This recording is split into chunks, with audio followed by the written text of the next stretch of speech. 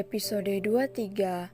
Dengan menaiki mobil, Gama yang dikemudikan secara langsung oleh Gama, mereka bertiga melaju menuju alun-alun desa di mana Cindy dan yang lainnya berkumpul. Ferdi terkagum-kagum dengan Gama yang bisa mengemudikan mobil dengan baik meskipun kondisi fisiknya tidak mendukung. Selama di perjalanan, Ferdi terus menatap kagum pada Gama. Gama bertingkah biasa saja, namun berbeda dengan Luna yang malah risih dengan Ferdi yang sedari tadi terus memandangi suaminya. Matanya dikondisikan, Per, kenapa liatin Gama sampai segitunya sih? Ketus Luna yang wanti-wanti kalau Ferdi sejenis dengan Andre. Maaf deh Lun, pelit amat, aku kagum aja sama suami kamu.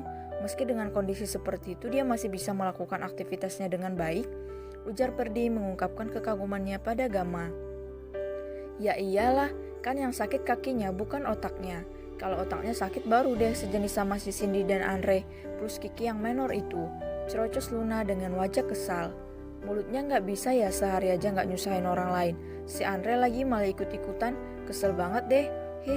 Pengen kucek-kucek deh mukanya, gerutu Luna. Gama menanggapi ocehan gadis itu dengan senyuman tipis. Ia tak habis pikir kenapa Tuhan malah mengirimkan seorang gadis barbar dengan kepribadian unik seperti Luna untuk menjadi pendamping hidupnya. Namun ia cukup bersyukur Luna mau menerimanya terlepas dari kondisinya saat ini. Menggemaskan batin Gama. Sementara itu di alun-alun, desa para warga sedang dipanas-panasi oleh ketiga manusia menyebalkan yang selalu menyebarkan berita bohong dan bodohnya lagi, warga di sana malah termakan omongan mereka. Cindy dan Kiki menyebarkan semua berita itu tentu karena mereka tidak suka dengan Luna yang menjadi saingan mereka sebagai gadis tercantik di kampung itu. Mereka selalu kalah dalam hal gaya padahal Luna berpenampilan apa adanya namun selalu menarik hati. Sedangkan mereka berdua harus repot-repot melakukan berbagai macam perawatan agar tampil cantik di hadapan orang kampung dan para pengunjung di pasar. Tujuannya tentu saja mencari perhatian pria-pria muda yang kaya dan tampan.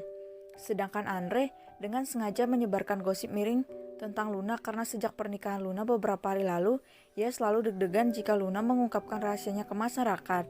Dengan ia menyebarkan berita miring tentang Luna, maka dengan mudah ia membuat para warga tidak percaya dengan gadis itu. Tahu nggak bapak-bapak, ibu-ibu, Luna itu bukan gadis baik-baik. Lihat aja dia sama suaminya melakukan hal mesum di dalam rumah sebelum mereka menikah, ucap Cindy. Coba kalau kita nggak gerebek waktu itu, pasti mereka berbuat seenaknya dan malah membuat nama kampung ini buruk, ucapnya lagi. Iya, kamu benar, Cin. Kok Luna begitu ya? Padahal tampaknya dia gadis baik-baik, ucap seorang ibu-ibu berdaster bunga-bunga. Bu, sekarang ini banyak orang penampilannya baik tapi aslinya busuk seperti si Luna itulah. Masa anak gadis bawa laki-laki ke rumah, kan bikin rusak kampung kita, tambah Kiki. Pantesan dia mau tinggal di rumah angker itu sendirian bareng adiknya, ternyata supaya bisa bebas melakukan maksiat di rumahnya. Nggak nyangka aku dia begitu, tambah seorang bapak-bapak bersarung yang duduk di atas batu besar dekat tempat itu. Luna itu juga bukan gadis baik-baik, Bu, Pak, ucap Andre. Maksudnya apa, Andre? Bukannya kalian dekat ya? Tanya Kiki memancing Andre. Andre berjalan ke tengah-tengah kerumunan warga itu, ia menatap mereka satu persatu. Begini, awalnya jujur saja saya suka dengan gadis itu, tapi lama-kelamaan dia jadi aneh. Luna bisa-bisanya menggoda saya dan mengajak saya tidur bersama di rumahnya, tepat sebelum kita menggerebek rumah itu. Ia mencoba merayu saya dengan megang-megang tangan saya dan mencium pipi saya. Kalau ingat itu saya jadi ngeri sendiri, ucap Andre menjalankan aksinya. Para warga sangat terkejut dengan ucapan Andre. Bagi mereka apa yang diucapkan pria itu pasti benar dan tidak mungkin Andre berbohong sebab dia anak kepala desa di tempat itu. Maafkan aku Luna, aku akan menjadikanmu tumbal. Aku tak mau kedokku diketahui orang-orang kampung. Seandainya kamu diam kemarin, aku tidak akan melakukan ini. Batin Andre menatap semua orang itu dengan senyuman liciknya. Cindy dan Kiki menyadari ada yang aneh dengan Andre, namun mereka mengabaikannya saja. Yang penting rencana mereka berhasil membuat nama Luna rusak di kampung itu. Apa? Ini tidak bisa dibiarkan. Bagaimanapun Luna sudah membuat nama kampung kita jadi rusak, ucap seorang warga lagi. Jangan suaminya itu hanya pura-pura lumpuh. Kulihat suaminya itu seperti buronan. Wajahnya seram dan sangat buruk. Selera gadis itu aneh sekali, tambah seorang gadis yang bergedik ngeri saat mengingat wajah Gama. Kalau suaminya sepertinya memang benar-benar lumpuh, Pantas saja si Luna mendapatkan suami lumpuh dan tidak berguna seperti pria itu. Itu karma untuknya yang menggoda orang lain, ketus Cindy. Iya, kamu benar, Sin. Aku nggak suka lihat Luna yang kecentilan dengan orang-orang di pasar. Dia selalu menggoda para pembeli sampai-sampai jualan kita nggak laku. Tambah Kiki. Para warga semakin panas karena ucapan ketiga orang itu. Mereka tidak menyangka jika Luna adalah seorang gadis nakal yang jauh dari citranya selama ini di tengah masyarakat. Apa kalian punya bukti, bajingan? Teriak Luna yang sedari tadi ternyata sudah mendengar semua ucapan mereka di tempat itu. Sejak beberapa menit yang lalu, Luna, Gamma, dan Perdi sudah sampai di alun-alun desa. Mereka melihat warga berkerumun mendengarkan Cindy, Kiki, dan Andre menyebarkan gosip miring tentang dirinya. Dengan amarah yang meluap-luap, Luna mendatangi para warga yang sedang dihasut oleh Cindy dan yang lainnya, sedangkan Gamma dibantu Perdi untuk naik ke atas kursi rodanya. Mereka berjalan di belakang Luna. Plak, plak, kruk, krak. Satu tamparan mendarat mulus di wajah penuh make up milik Sandy dan Kiki. Sedangkan Andre mendapat bogaman mentah di perutnya dan tendangan maut di bagian vitalnya. Ah, itu sakit, teriak Andre kesakitan.